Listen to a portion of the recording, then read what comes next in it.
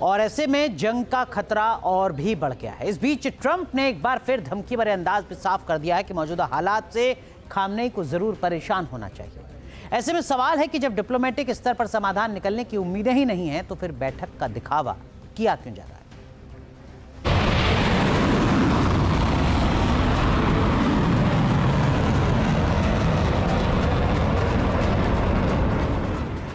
बारूद जमा किया जा रहा है, हथियार जुटाए जा रहे हैं।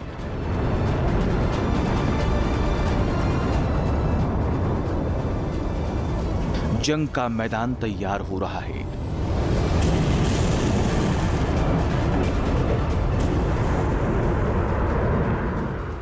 और महाविनाश की उल्टी गिनती शुरू हो चुकी है। मिडिल ईस्ट में हालात लगातार बिगड़ रहे हैं। अमेरिका और ईरान में बातचीत की अटकलों के बीच कई ऐसे बयान आ रहे हैं जो साफ तौर पर जंग का ट्रिगर दबाने वाले साबित हो सकते हैं।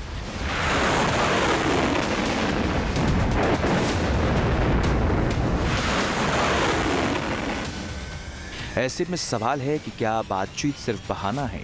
क्या बैठक का हवाला देकर युद्ध की तैयारी और पुख्ता की जा रही है?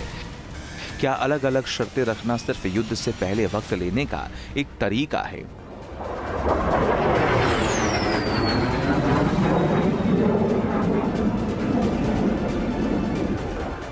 अमेरिका ने बीते कुछ हफ्तों में जिस तरह ईरान के नजदीक अपना सैन्य बेड़ा जुटाया है, उससे साफ जाहिर हो रहा है वो हमला करने वाला है, मगर तारीख तय नहीं हो पाई है। इसकी एक वजह ये भी हो सकती है कि अभी अमेरिका कुछ और हथियार मिडिल ईस्ट तक पहुंचाना चाहता हो, ताकि भीषण हमला किया जाए और एक बार में ही अपना मकसद पूरा कर लिया जाए। अपनी इसी रणनीति के तहत अमेरिका की ओर से लगातार डिप्लोमेसी की भी बात हो रही है, मगर हकीकत ये भी है कि बातचीत के मुद्दे पर ही सहमति नहीं बन पा रही, जिसका मतलब साफ है समाधान की उम्मीद करना अभी बहुत जल्दबाजी होगी। यानी जंग से इनकार नहीं किया जा सकता। मस्कट की मीटिंग से ठीक पहले ट्रंप ने खामेनेई की टेंशन बढ़ाने वाला बयान देकर अमेरिका का नजरिया साफ कर दिया।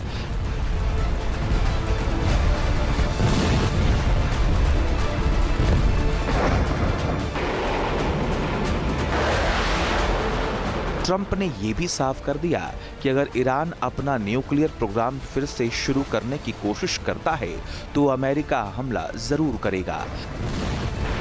ट्रंप लगातार दावा करते आ रहे हैं कि इस बार जून 2025 से भी घातक हमला किया जाएगा। ट्रंप के इन बयानों की टाइमिंग से साफ है कि उनका फोकस बातचीत से ज्यादा ईरान का न्यूक्लियर प्रोग्राम खत्म करने पर है।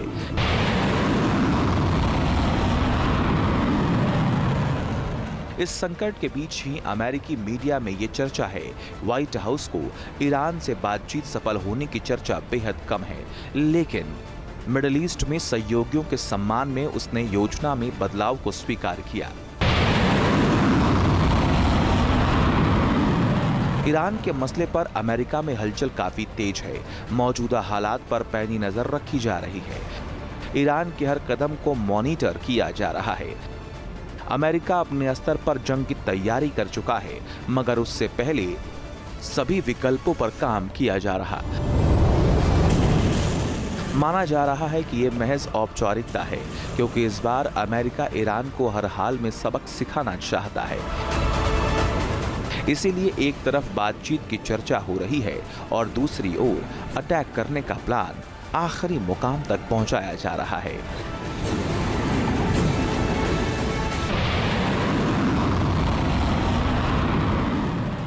अमेरिका ने सभी विकल्प खुले रखे हैं और इसके जरिए सीधा संदेश दिया जा रहा है कि बात करो या हमले के लिए तैयार रहो। इसीलिए अमेरिका ने अपने घातक बैटलशिप और फाइटर जेट मिडिल ईस्ट में तैनात किए।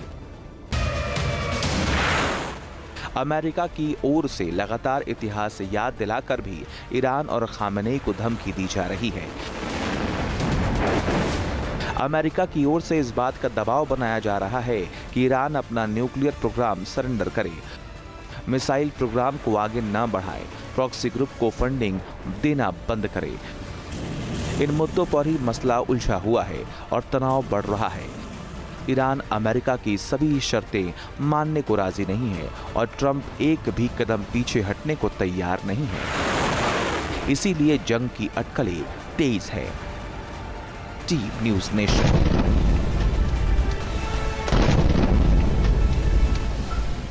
तो इस वक्त की बड़ी अपडेट आपको बता दें, ईरानी सेना की तरफ से दावा किया गया है कि हमारे लिए जो अमेरिकी ठिकाने हैं उन तक पहुंच आसान है, हम अपनी रक्षा के लिए तैयार हैं। किसी भी हालात का सामना करने के लिए भी ईरान की सेना रेडी है। इस वक्त की बड़ी खबर आपको बता रहे हैं कि सीधी चुनौती अमेरिका के सैन्य बेस को लेकर ईरान की तरफ से दी गई है, ये कहते हुए कि जो यूएस के ठिकाने यानी जो ईरान के नज़दीक अमेरिकी सैन्य बेस हैं वो ईरान की मिसाइल और ड्रोन की रेंज में हैं, हम अपनी रक्षा के लिए पूरी तरीके से तैयार हैं। ये साफ साफ कह दिया गया है ईरान की सेना की तरफ से, ये कहते हुए कि हम किसी भी हालात का सामना करने के लिए तैयार हैं। और इस बीच जो ईरानी न्यूज एजेंसी है फार्स न्यूज़, उसने पोस्ट, जी हाँ, जो तस्वीर पोस्ट की है उसके बारे में आपको जानकारी दे दें। US aircraft carrier Abraham Lincoln की तस्वीर होने का दावा किया गया है। 3 फरवरी के लोकेशन होने का दावा किया जा रहा है। बिना कैप्शन के पोस्ट है ये तस्वीर, जिसको धमकी के रूप में देखा जा रहा है। तो एक मैसेज यहाँ पर ईरानी न्यूज एजेंसी की तरफ से दिया गया है कि अमेरिका की जो भी हलचल समुद्र में हो रही है उसकी जानकारी ईरान को है, उस पर नज़र ईरान की लगातार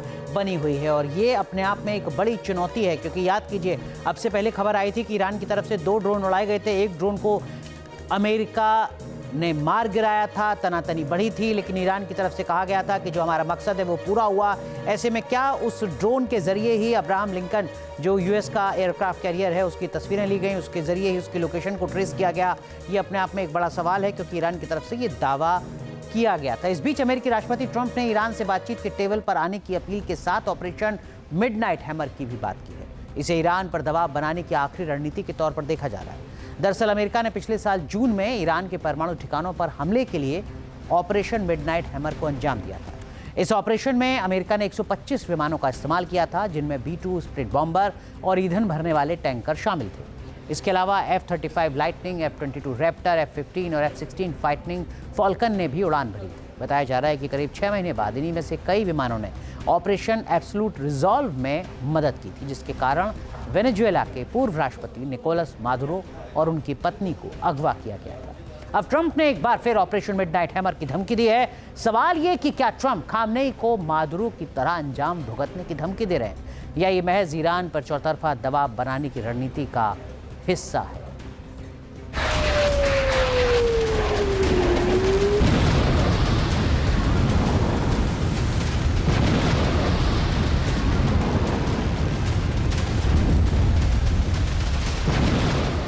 अमेरिका की बड़ी सैन्य तैनाती ने मिडिल ईस्ट में जंग के शोले भड़का दिए हैं।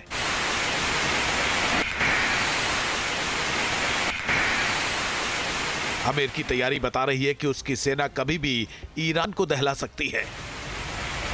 अमेरिकी राष्ट्रपति ट्रंप वेनेजुएला जैसे ऑपरेशन का डर दिखाकर ईरान पर दबाव बनाने की कोशिश कर रहे हैं।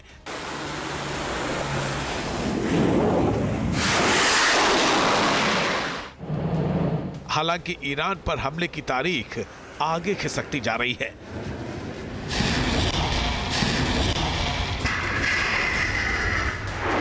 ऐसा इसलिए क्योंकि अमेरिकी राष्ट्रपति ट्रंप अब भी कई विकल्पों पर काम कर रहे हैं।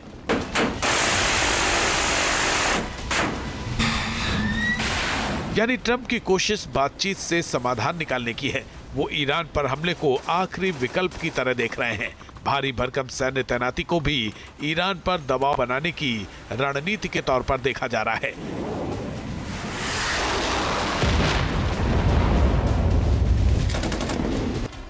हालांकि अमेरिकी राष्ट्रपति ट्रंप की यह रणनीति इजराइल को पसंद नहीं आ रही। वो जल्द से जल्द ईरान पर सैन्य कार्रवाई की मांग कर रहा है। अब तो उसने खुद ईरान पर हमला करने के भी संकेत दे दिए हैं।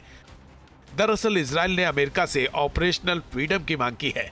इजरायली अधिकारियों ने अमेरिका से ईरान पर स्वतंत्र रूप से कार्रवाई करने की स्वतंत्रता देने का अनुरोध किया है। इजराइल के निशाने पर ईरान के बैलिस्टिक मिसाइल प्रोग्राम और परमाणु ठिकाने हैं। इजराइल की तरफ से कहा गया है कि वो ईरानी रणनीतिक ठिकानों पर एक तरफा हमले कर सकता है। इजराइल से ये खबर ऐसे वक्त में आई है जब परमाणु और मिसाइल मुद्दों पर अमेरिका और ईरान की बातचीत आगे बढ़ रही है। सवाल है कि क्या इजराइल और अमेरिका की प्राथमिकताओं में मतभेद है? दरअसल इजराइल का तर्क है कि बातचीत में तेहरान के मिसाइल भंडार का पर्याप्त समाधान नहीं हो सकता। इजराइल इसे अपने लिए एक बड़ा खतरा मानता है। इसी कारण अमेरिका और ईरान की बातचीत की खबरों के बीच भी इजरायली सेनाएं सतर्क बनी हुई हैं। इजराइल को आशंका है कि राजनयिक प्रयास क्षेत्रीय संघर्ष को रोकने या ईरान के उन कार्यक्रमों को रोकने में कारगर साबित नहीं होंगे जिन्हें अस्थिरता पैदा करने वाला माना जाता है। इजराइल को ईरानी मिसाइलों का सबसे ज्यादा डर है। पिछले साल जून के महीने में हुए संघर्ष के दौरान भी ईरान की कई मिसाइलें एयर डिफेंस सिस्टम को भेजते हुए इजराइल के शहरों पर गिरी थी। इसी कारण इजराइल ने अपनी रक्षा की तैयारी भी तेज कर दी है। ईरान से बढ़ते खतरों के बीच इजराइल ने अपनी अगली पीढ़ी की मिसाइल रक्षा प्रणालियों के विकास में काफी तेजी लाई है। इनमें एरो 4 और एरो 5 शामिल हैं। एरो 4 उन्नत चरणों में है और उसका जल्द प्रोडक्शन हो सकता है। वहीं एरो 5 अनुसंधान और विकास के चरण में है। इन प्रणालियों को ईरान से उत्पन्न हो रहे बढ़ते खतरों का मुकाबला करने के लिए डिजाइन किया गया है, जिसमें हाइपरसोनिक मिसाइलों और नकली युद्धक हथियारों को निशाना बनाना शामिल है। संकेत साफ है कि ईरान से सबसे ज्यादा खतरा इजराइल को है। इसी कारण वो इस खतरे को हमेशा के लिए खत्म करने की कोशिश में है। इसी कारण बातचीत की कोशिशों के बीच भी मिडिल ईस्ट में बारूदी चिंगारी भड़की हुई है।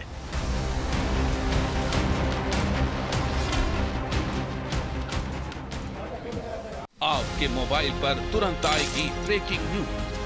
स्क्रीन पर सबसे पहले दिखेगी बड़ी खबर। देश दुनिया की हर खबर एक जगह। अब आपके मोबाइल पर तुरंत फटाफट इंस्टॉल कीजिए न्यूज नेशन ऐप और रखिए खुद को अपडेट।